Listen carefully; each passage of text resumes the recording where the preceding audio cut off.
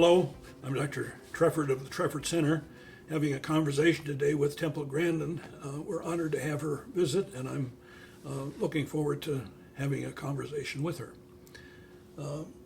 Temple, if we talk about, I'm just going to ask you some of the questions that everybody asks me. They're probably the same ones that they ask you. And one of them is about the rise in autism. Is there a rise in autism? Is there an epidemic or not? I get asked this question about the rise in autism all the time. And I think some of it is just increased detection. Mm-hmm. I can think of students I went to college with that would definitely be labeled on the spectrum today. These are kids with no speech delay. Some of them own businesses.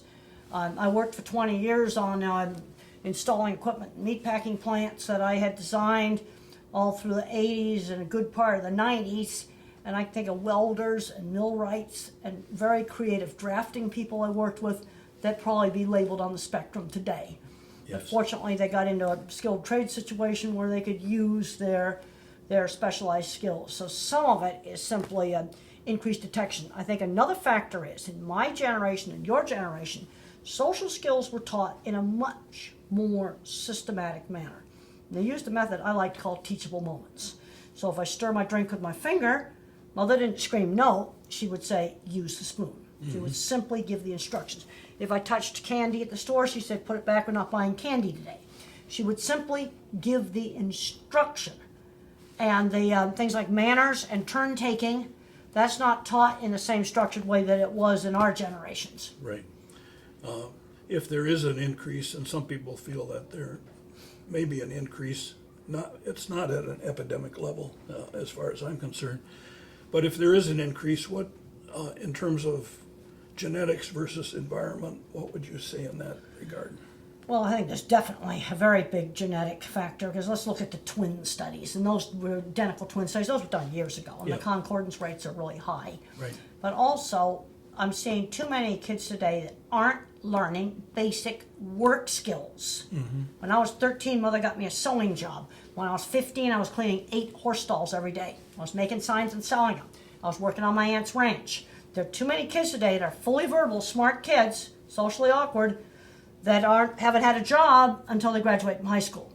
We've got to start work skill training in middle school. It can be walking dogs for the next door neighbors. It could be mowing lawns. It could be a job at a church or some other house of worship, where it's on a schedule and you have to do it on a schedule, and they are relying on you to do this job and learning those work skills. Right. If there is any environmental issues, do you have any thoughts about that? Well, there's some stuff about chemical contaminants and things like that. I would recommend, if you're interested in that, to look it up on Google Scholar. Mm-hmm. And Google Scholar gets you into the scientific literature rather than just the regular literature, and use lots of different keywords and use keywords in different combinations. Some of the parents there are a lot of different approaches. Some are very high on nutritional approaches. What's your take on that? I have seen some kids react very positively to a casein-free and a gluten-free diet. Another kid, it doesn't work. Right. It's something that's worth trying. I myself have found taking a high dose of probiotics has helped prevent urinary tract infections. That's worked for me. Mm-hmm. Okay.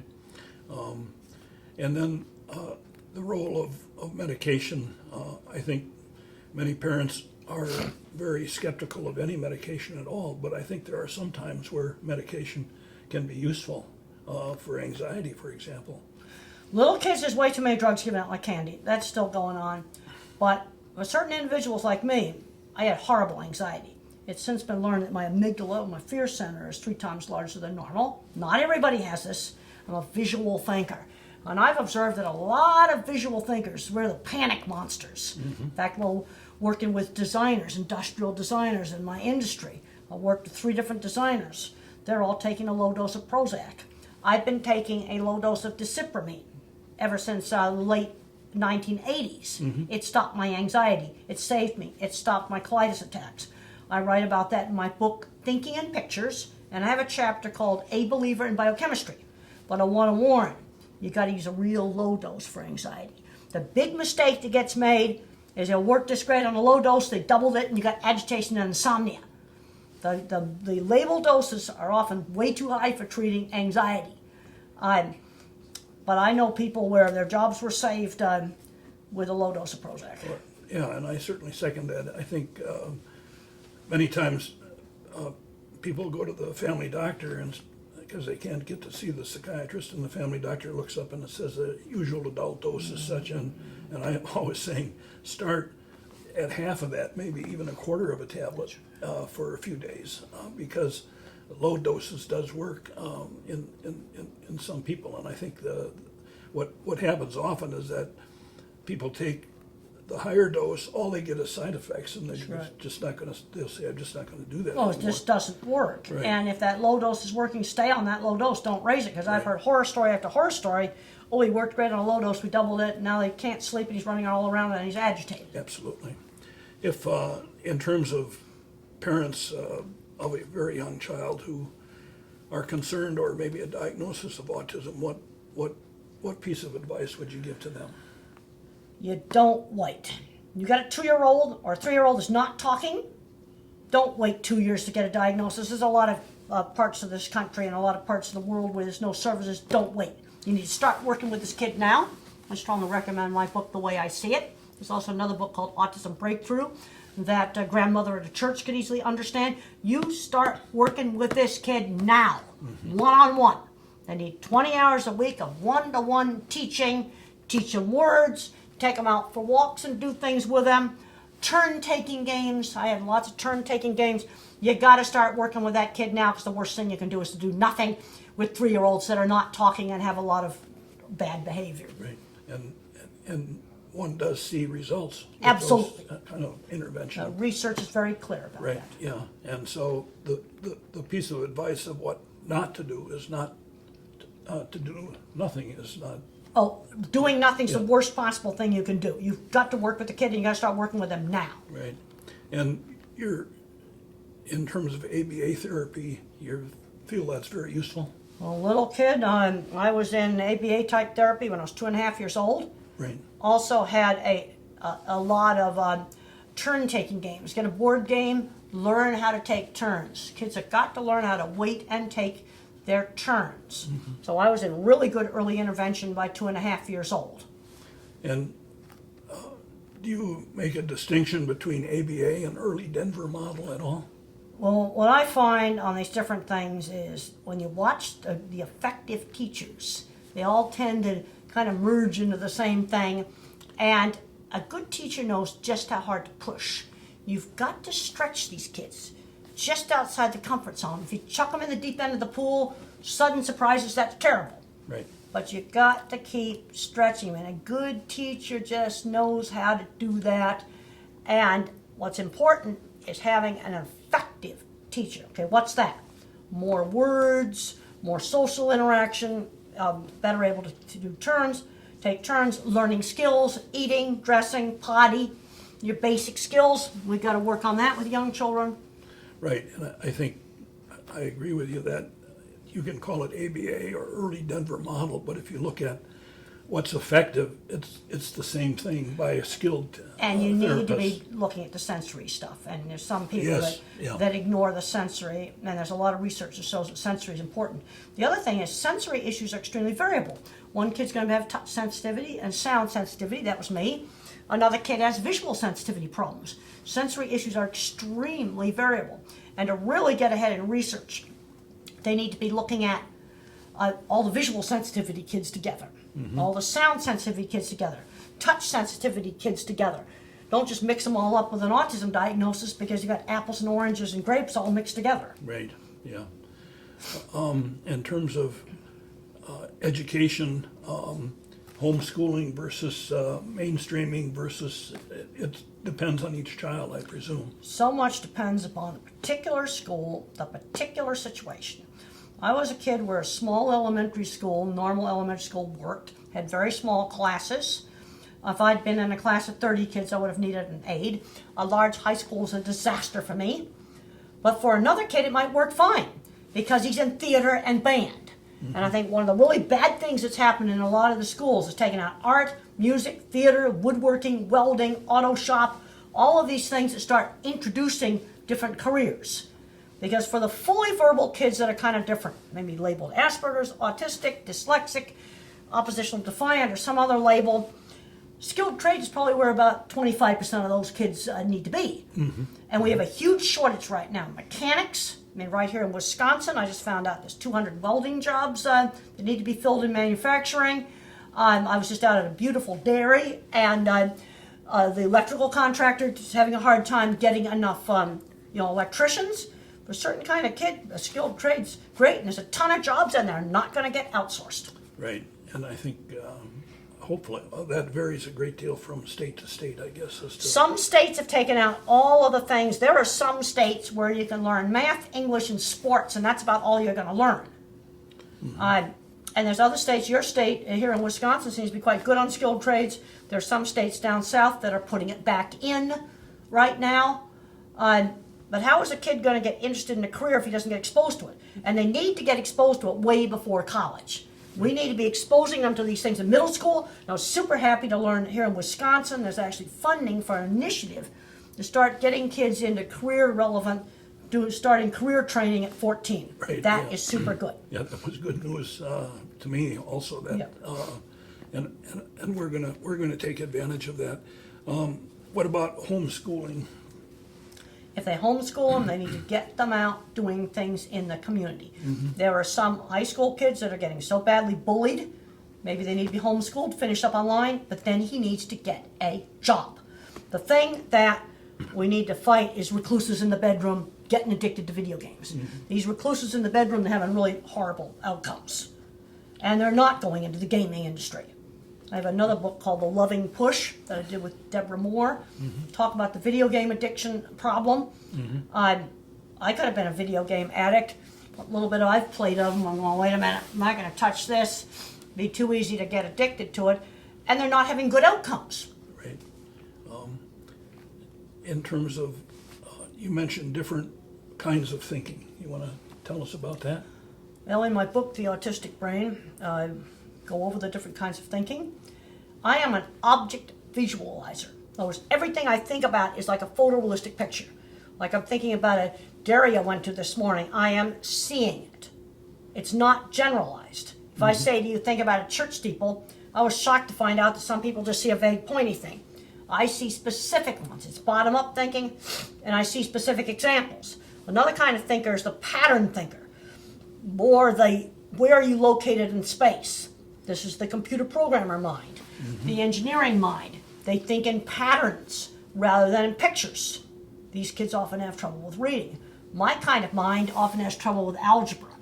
I'm seeing too many smart kids getting screened out of a skilled trade or some other good career because they can't do algebra. You don't need algebra for skilled trades. You need 6th grade math. Then a third kind of thinker is the word thinker. They think in words. It's a language-based thinker. When a kid gets a label, autism, Asperger's, dyslexia, whatever, learning problems, skills tend to be uneven. Good at one thing, bad at something else. Right. We need to take the thing he's good at and build it up into a career. Exactly, right. Just train the talent is what I Just talk about. today at lunchtime, I heard about a kid that was doing really poorly in school, super good artist. Now he's painting vehicles with all kinds of fancy artwork and making a very good career out of it. What do you think about the the assisted technologies? Have those been a real benefit in terms of the nonverbal Oh, absolutely. child? Absolutely. They have got, you've got to give a kid a way to communicate. This is one place where an iPad's really good because it makes the assistive technology a lot more affordable. And there are some individuals that are nonverbal that look really low functioning that can type completely independently, but they can't control their movements. And Yes.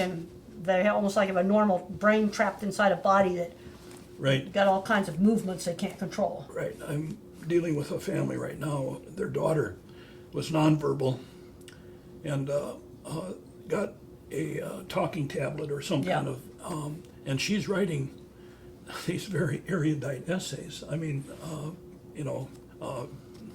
complicated essays, and of course, one wonders where that comes from. But I'm convinced in this girl's case that she is imprisoned. That's right. Been imprisoned. That's right. The cognitive things have been working, and she's thinking these things, but has not been able to express them. Now she can. And in talking with some people, there's a thought that perhaps with the nonverbal child, it may not be that they're nonverbal because of cognitive and so forth kind of difficulties, but the motor mechanism That's of right. speaking does not work. That's right. That's absolutely right. And when I do my regular autism talks, I've got 3 books I always recommend. If you're working with an older child that's nonverbal, you need to read Tito Mukapadahe, How Can I Talk If My Lips Don't Move? He describes a sensory disordered world. That's one of the best of the books. Carly's Voice, and then that Japanese kid, the Reason Why Jump. And one of the reasons why he jumps is the only way you can tell where his body boundary is.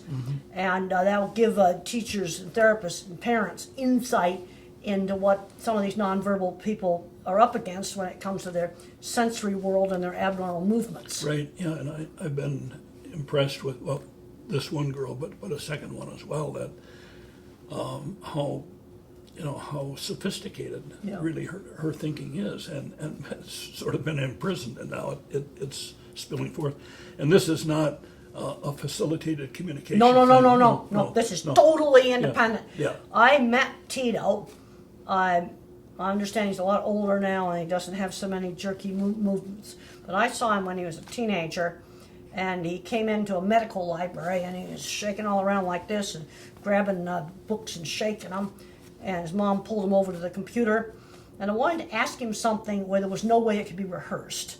So I dug into a pile of old Scientific Americans in this library. I found a picture of an astronaut on a horse out in the desert. There was an ad for a technology company. I said, Tito, tell me about this picture. And he types real fast, Apollo 11 on a horse. And then he jumped up and he shook some things. There was no way that could have been cued. Yes. And I deliberately picked a picture that his mom would have not known anything about it. She was not touching him. I've now had an English professor write to me and tell me that Tito's doing some really good work now. It's way advanced beyond that. It was 10 years ago that I saw him. Yeah. But when I saw him, he looked very low functioning. And I think one of the best books out there is Tito Mukapadahe. It's called How Can I Talk If My Lips Don't Move? That's And interesting. you can pick it up on Amazon. Yeah. And I think anybody who's working with nonverbal kids older than 5 needs to be Oh, reading absolutely, that book. yeah. Oh, I've certainly I was, facilitating communication. There were some problems I had with that, but in this case, the mother simply sometimes will transcribe what she types, but there's no connection. Oh no, between nobody them was at all. touching Tito, and No, also right. he types really fast like that, and then Yeah. he would jump up and then the next picture, he's from India. So the next picture, I found a picture of some cattle and I showed it to him, and he says, in India we don't eat those. Now another interesting thing is that he has to go in the back door. He doesn't say those are cattle. If you show him a picture of a plant or a flower, he'd go, the colored part of a plant's called the flower. He tends to go in the back door and not just say, well, that's a tulip or that's a iris or some other kind of flower. Is that called rapid prompting? Yeah, that's the rapid prompting. And Yeah. and I also had a chance to do a thing, this was probably about 8 years ago, with Tito at the Geneva conference in Toronto. And I asked him over this video link what it was like before he had typing, and he said emptiness. Yes. I go, oh. Yeah. Well, I think that's true. And, Yeah. and we're seeing with that assisted technology, some of these people come out of what has been a prison, really. Well, now with the tablets, you can assistive technology is way cheaper in cost now. Yes, yeah. So I've been impressed with that. I've also been venturing into some other areas where what assisted technology is useful, but it's been, I guess I've been a little startled by how sophisticated some of these essays are. Some of them are, and that's the reason why, obviously, you want to try to use ABA or some other method, try to get the kid talking. Yeah. You want to try to get the language going, and if I can't get the language going, then we're going to start typing and start introducing that and giving them a way to communicate. And those 3 books, Carly's Voice, How Can I Talk My Lips Don't Move, Reason I Jump, That's good. I put those titles up in when I just do a regular autism talk, for anyone who's working with nonverbals, you need to read this, because the thing you need to understand is the sensory scrambling that's Yeah. going on. Okay. And the problems with not being able to control their movements. Yeah, and is that the thesis behind the, how come I don't talk? Well, that's Tito's book, and Tito describes things like, we're going to teach Tito how to put on a t-shirt. And if someone just takes a t-shirt and just jerks him on it fast, over his head fast, he can't keep track of the feeling. So to learn it, they took the t-shirt very slowly, put it over his head so he could feel it. Very slowly went through the armholes and took like 3 minutes putting the t-shirt on. Otherwise, you couldn't track the movement of how a t-shirt went on. Okay, and that's a sensory issue. It's a sensory issue. Okay. Yeah, tremendous sensory issues. And in Carly's Voice, she describes not being able to screen out the clatter at a restaurant. Yeah. And that she was listening to someone and everything was fine, and all of a sudden there was some other door or something opened, and there was just too much commotion going on, and she spaces out and can't hear. Okay. And it's possible, in addition to the sensory issue, it's possible it could be a motor issue as well. Well, there seem to be 2 problems. There's sensory scrambling. Another thing that Tito's described, if he might see the shape of he might see like a colored shape in a wall, and he doesn't really, he sees the kind of a shaped blob of color, then he'll see the framework of the door. See, in your visual system, you've got back here, the whole third of your brain, shape, motion, color, and texture. 4 different kinds of circuits. They got to work together to make a graphics file. And that's all messed up.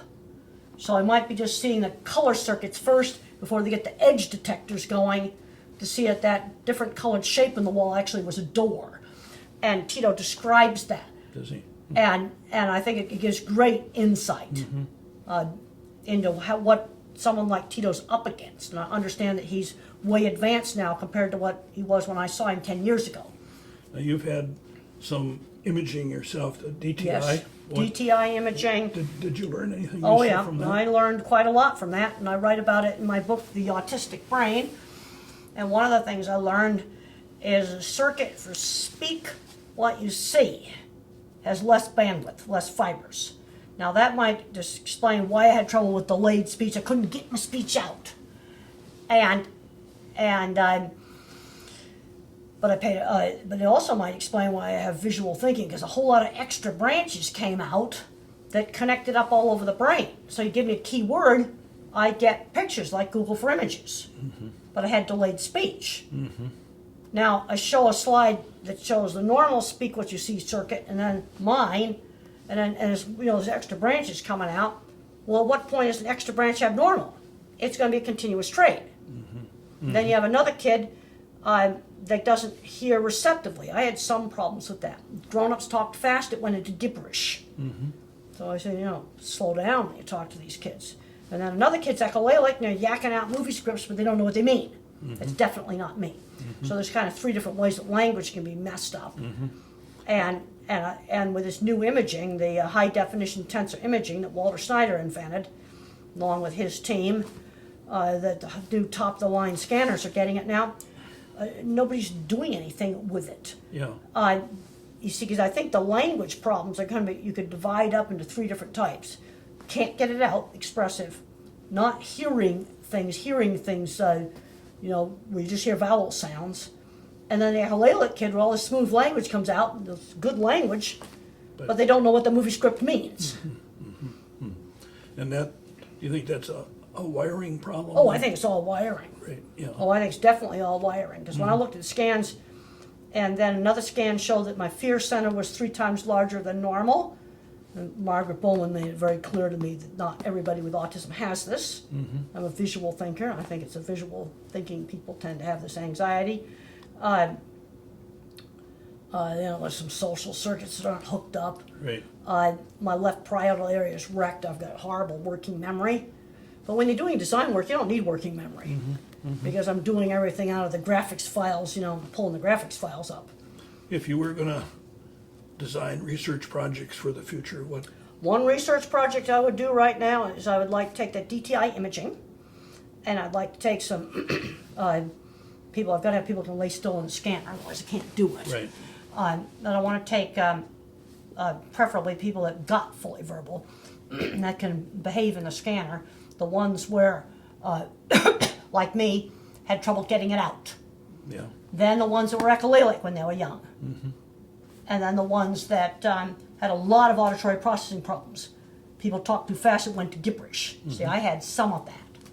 And try to pick out, 3 populations where there's very little overlap, that had 3 distinct different ways that their language wasn't right, and put them in the scanner and look at these circuits, like speak what you see, speak what you hear circuit. I don't remember the Latin names. They mean silly things. Yeah. You look up the names for different parts of the brain. They mean silly stuff Yeah. like the tough mother. Yeah. There's a part of the brain, really? Yeah. That's true. Yeah. So you'd invest more time in that kind of imaging. Well, I think that kind of imaging can be very diagnostic. There's also imaging that Yeah. can show problems with the facial recognition and the social stuff. That imaging's been around for 20 years. It's not being used. No, no. I think the reason it's not being used is that people want to find a uniform disorder in everybody. In other words, we're looking for the autism spot. There it is. That's not going to happen, because autism is all different kinds of conditions rather than one in terms of wiring or problems. So I think if we can allow for individual differences, then I think that imaging might be helpful. Imaging has not been especially helpful with savants so far, but it's the same reason that when I do a media thing on savants, they want to show the pretty picture, the MRI and so forth. And I'm saying we're not at the point where that's going to reveal very much. DTI and fiber tracking, I think, is more where we need to go. Well, when I looked at that fiber tracking, you can just go in there and count the fibers on the speak what you see circuit, and I have less fibers. But fortunately, I had some fibers there. So with work, maybe those fibers expand or something. They could get me, they got me talking, and I had to work on it. I had trouble getting my words out. Yeah, I've been intrigued more recently with the acquired savant syndrome, Jason Padgett and some others. Yes, I was very fascinated with that. I've got about 70 such cases now, and it's amazing to me. On the acquired savant, what part of the brain is getting damaged? Are you seeing any common denominators on that? Well, Bruce Miller's work with the frontotemporal. Yep, I've seen that. Yeah, and out of his 12 frontotemporal dementia patients, I think 9 of them had a left anterior temporal disorder, was the frontotemporal area. And it's interesting, then he did, that was done with SPECT imaging. He did SPECT imaging on a young autistic lad who was an artist, and that was the same left anterior temporal area. But it's not always the case, but I think much more often than not, it is left-sided at least, with some kind of a right-sided compensation. But it's not uniform, and that's what I'm trying to look at, enough of these individuals to see. I think the process is the same. I think the process is there's brain damage from whatever, a head injury, whatever. There is a recruitment then of still intact cortical tissue, most often right hemisphere. There is rewiring to that. And then there is the release of the dormant potential. These are people who have not been artists or musicians and suddenly are. And that gets us into one of the things that's been impressive to me with savants, whether congenital or acquired, is that they know things they never learned. They know the rules of music. They know the rules of art just instinctively and innately. They haven't learned it. And that, how did it get there? Well, the only way it can get there, it seems to me, is through what I call the genetic transmission of knowledge. That we're not just, and that's the animal kingdom is ripe with, at least to me, instances of generations transferring sophisticated knowledge. When you look at how birds navigate. Right. Remember. Yeah, the monarch butterfly comes from Canada to this Yeah, little place in that's Mexico. And then it takes 3 generations to get back to Canada. So the third generation. There's no individual butterfly remembering it. Correct. So they Can't. didn't learn the way. And so I think that same thing. And there's enough room on DNA and RNA to embed. But the thing that's most startling to me about the acquired savant is that dormant potential, whether it's math, music, or art, that simply had not surfaced before and is suddenly there. And that's and that was Bruce Miller, the same he Yeah. talked about. He was his thought was that there was a reduction of the tyranny of the left hemisphere with release of right hemisphere potential, and I think that's probably what's going The on. thing I've thought about, and this is just pure conjecture, is I get Science and Nature, and I start looking at sort of these protein structures of looking at things down on the the molecular level of how different things are formed, and I see all these patterns. Maybe there's a mathematical pattern that's innate in the brain. I remember reading an article about the ENCODE project, about how the regulatory DNA and the coding DNA, when you fold up the genome, regulatory DNA then folds up against coding DNA, because you can sometimes have coding DNA here, but the regulatory DNA is way over here. So when you fold it, and they talked about some kind of mathematical pattern that's not understood. Yeah, I think that's probably right. In terms of the what I call the rules of music, art, or math, and a coding that is there and is universal. And we don't start with a blank disk. We come with all sorts of software installed, some of which we have access to, and some of which we don't. And that's not my own idea. There are other people talk about the brain comes loaded, especially with some of those encoded patterns like the math pattern. But it's hard to. The other area of interest of mine right now has to do with the relationship between prodigy and autism. The book, I don't know if you read The Prodigy's Cousin, is a book that talks about looking at prodigies who are not on the spectrum and how many of those overwhelming had relatives who were on the spectrum. So the relationship between prodigy and autism, and it's still a puzzle to me as to why 1 out of 10 or whatever the number is of autistic kids are savants compared to brain damage 1 out of 1,400. What is the relationship between? Why is it so much more frequent? And I think going back to Bernie Rimland's work, I don't know if you know Bernie. Oh, I know Bernie. Right. Knew Bernie really well when he was alive. When he wrote his first book, he talked about the left hemisphere involvement in autism, which explains in part the boy-girl thing. And I think that there is something, that's why I think the relationship between autism and savant syndrome has to do with left hemisphere involvement.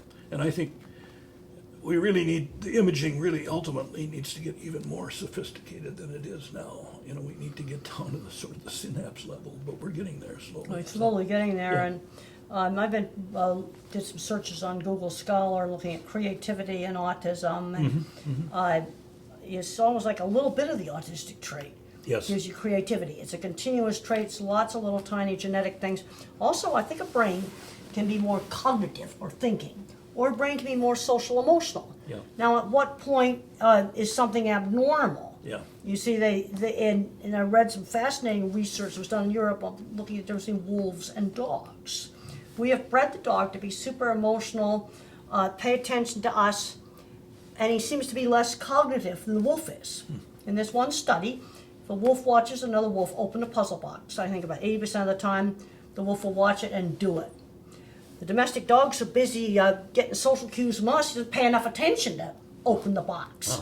So it's sort of this cognitive versus social emotional. And I've been talking about that for a long time before this wolf study was even done. but it shows with the domestic dog, we've deliberately chosen him to be more social emotional. One final thing, I guess, you talk about people paying too much attention to their autism compared to their whatever their vocation is. I know you describe yourself as an animal scientist who happens to have autism, and the concentration, I think we're getting too concerned about the autistic part of the individual and not enough about the vocation. I'm seeing way too many smart kids come out to me and all they want to talk to me about their autism. You know, teenage kids, maybe even 10-year-olds. When I was 10 years old, I was more interested in building kites and stuff like that than I was in autism. And autism is an important part of who I am, but my work comes first. I've developed a lot of equipment and methods for improving, humane treatment of farm animals. I am what I do. Just the other day, I talked to a parent, and their kid was really good at art. I said, work on developing the art. Absolutely. Become their manager, and some of these kids are great artists.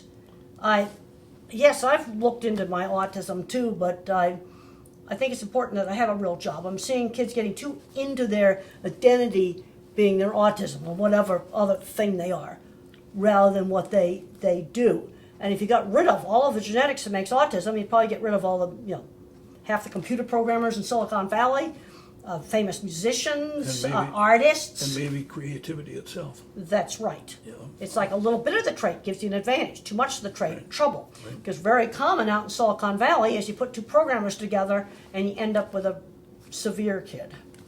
Has your autism been a burden or a blessing?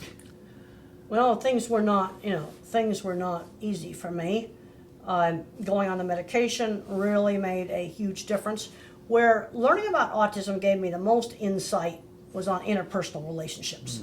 I have another book called Different Not Less, and it's 14 people that later in life, after they got into decent careers and were supporting themselves on those careers, learned about autism, and it helped them in their relationships, understanding their relationships. That's where the diagnosis was helpful. I think on some of the employment stuff, it's holding them back. I'm seeing too many kids graduate from college, never had a job. Too many, helicopter parents sort of getting handicap mentality. 12-year-olds never shopped by themselves. Right. Just not learning basic skills like this. Well, we've covered a lot of ground. Anything that you think we should? Well, we need to develop the strengths. And Yes. there tend to be kind of three different kinds of strengths. You can have a kid that's the art picture kind of mind. That's me. You can have the kid that's the pattern mathematical thinker, that's the engineer, or the more word thinker. In my book, The Autistic Brain, I actually present scientific evidence that those different kinds of minds exist, that there are scientific studies to back up what I'm saying. And that we need to pay attention to that and to work with those different minds. There's and too different much minds. emphasis on the deficits and not enough emphasis going, hey man, this kid's got Yeah. superb Right. skills in music. And the other bad thing is too many schools have taken out art, music, woodworking, cooking, sewing, welding, auto mechanics, all of these kind of things that introduce kids to different career possibilities. Well, we're certainly in our whole center here, we're emphasizing strengths, and as I saw that, or talk about that, intact, that island of intactness, finding it and running with it. I don't know if you have any impressions of what we're doing here or not. Well, you take the thing that the kid is good at. Right. I've worked for 20 years right out in the meat industry, working on designing equipment, working with millwrights and welders installing it. I worked with a lot of kind of different quirky kind of guys that I know a younger version of those guys is getting diagnosed with autism or dyslexia or some other problem, and they're not going anywhere. Right. And part of the problem is they're not getting introduced to things. Also kind of artificial barriers like an algebra requirement, which you don't even need for the job, is holding them back. So how did I manage to get through school since I couldn't do algebra? Thank goodness back in '67, the required class in college was finite math, probability, matrix, and statistics. And with a lot of tutoring, I was able to do it. You're able to do that, right? Well, thank you very much for coming here and sharing your experiences with us, and we're learning from you.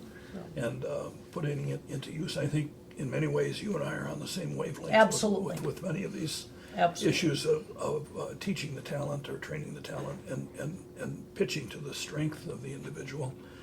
And I think we've put together a good group of people here to do that, so we're We gotta excited build about on it. a thing that the kid is good at. Yes, right. That's what we're going to do.